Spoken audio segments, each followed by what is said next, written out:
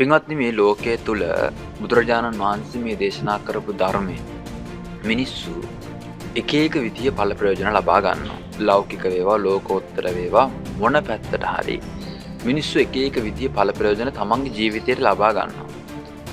මේ අතර පිරිසක් මේකේ නිවන් දකින්න පැත්තට තමන්ගේ අඩියක් දෙකක් හරි තියා ගන්නවා. මොකද මං අඩියක් දෙකක් තියාගත්ත කියලා කියන හේතුව මේ වගේ කාලෙක බුදුරජාණන් වහන්සේගේ අපිරිනිවන් පෑමිනුත් කාලයක් ගියාට පස්සේ ආපහු නිවන් දකින්නවා කියලා කියන එක මිනිස්සුන්ට ටිකක් කරන්න අමාරු දෙයක්. මිනිස්සු ටිකක් කරන්න කම්මැලි දෙයක්. මොකද හේතුව කාලයත් එක්ක කල් යන්න මිනිස්සුන්ට මේකේ තියෙන අර සැර මේකේ බුදුරජාණන් වහන්සේගේ කාලේ මේකේ තිබ්බ අර සාන්දිෂ්ටික භාවය කියන එක මේවා ටික අඩු වෙනවා.